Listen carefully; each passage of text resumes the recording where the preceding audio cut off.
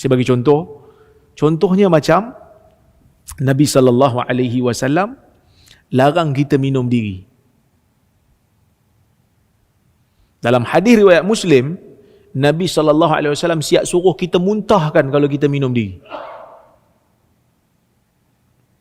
Siapa yang minum berdiri, Nabi kata falyastaqi, hendaklah dia paksa bagi muntah balik apa yang dia dah minum. Oh, ini satu larangan yang nampak macam haram. Maksudnya haram minum diri. Betul ke haram? Tak. Minum diri makruh. Ada sebagian ulama kata khilaful aula saja. Tak berapa bagus. Bagusnya duduk. Kenapa? Kerana ada qarinah. Mana qarinahnya? Petunjuk. Mana petunjuk yang kata tak haram tu? Sebab dalam hadis waktu Nabi SAW buat haji, Nabi minum air Zamzam, syariba Zamzam qa'imah. Nabi minum air Zamzam dalam keadaan diri. Kenapa Nabi minum dalam keadaan diri? Libayan annal fi'il laisa bimuharram, untuk menjelaskan perbuatan tu bukan haram. Perbuatan tu makruh. Nabi buat benda makruh ke Ustaz? Nabi buat benda makruh litta'lim, untuk mengajar umat. Nabi dapat pahala buat benda tu. Nabi minum air duduk. Nabi makan duduk. Faham lagi? Kencing pun duduk buang air. Tiba-tiba dalam hadis-hadis tentang minum air Zam-Zam, Nabi minum berdiri. Buat begitu. Sebab tu kena ngaji. Jangan ambil Facebook, copy paste. Faham lagi? Kita copy paste. Berat mahal lah WhatsApp. Nampak tak? Main hadis lah WhatsApp bahasa macam ulama hadis tu. Faham lagi? Ketika Nabi minum air Zam-Zam itu, air Zam-Zam diletakkan di dalam guriba. Guriba ni bekas yang dibuat dari kulit, yang digantungkan di dinding. Jadi kita nak akak berat. Beratnya lebih kurang 3 tank, 4 tank minyak gas. Jadi nak akak waktu turun bawah. Jadi itu kata alat ulama, Nabi minum sambil berdiri. Faham lagi? Adapun minum lain pada air Zam-Zam yang diletak dalam guriba yang disangkutkan di dinding tadi, Nabi minum duduk. Jadi ulama pun keluar fatwa, minum air Zam-Zam harus dengan berdiri, harus dengan duduk. Lain pada air Zam-Zam sunat minum duduk. Selesai masalah. Kena ngaji. Ni bahan sunat pula, air lain minum diri juga. Apa? Pasal dalam tu dah air Zam-Zam, Nabi minum diri.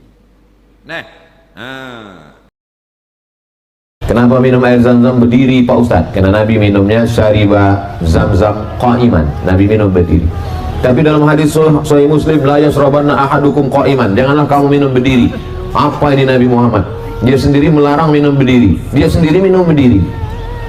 Kok enggak konsisten Nabi ini? Kok lain di bibir, lain di hati? Katanya jangan minum berdiri, dia sendiri berdiri. Setelah diadakan penelitian oleh para pakar dokter, ternyata di dalam badan kita ini ada diciptakan Allah semacam saringan. Kalau kita berdiri, saringan itu telungkup. Dia tidak menyaring air yang kita minum. Kalau kita duduk, saringannya telentang. Jadi kalau kita minum duduk, maka air yang kita minum tersaring, ringan buah pinggang kita. Kalau kita berdiri, maka air minumnya yang kita minum tidak tersaring.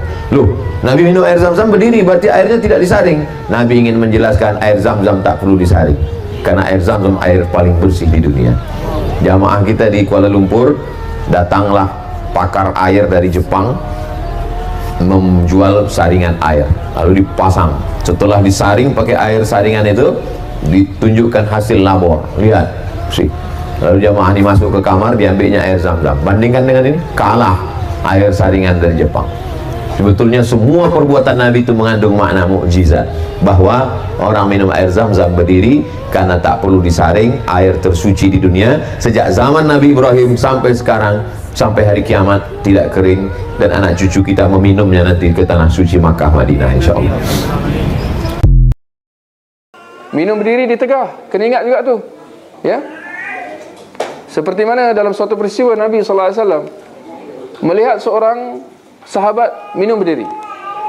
Lalu Nabi kata kepada dia, ayasurruka ayashrabu ma'aka al-hir?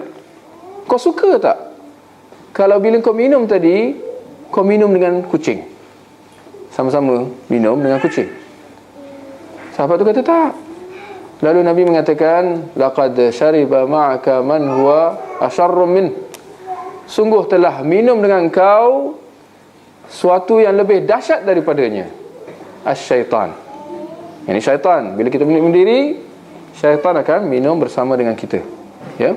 Itu dari sudut minum. Ya.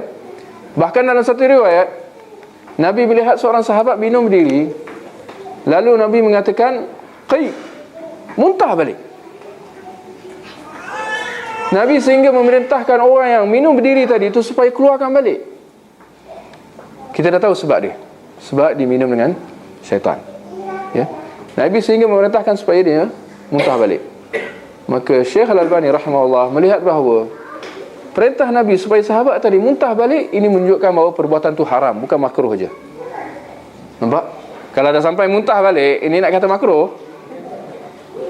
Kan? Seolah-olah Nabi tak nak benarkan benda tu masuk. Sedangkan kalau makruh apa? Kalau buat tak apa, tinggal lagi baik, dapat pahala.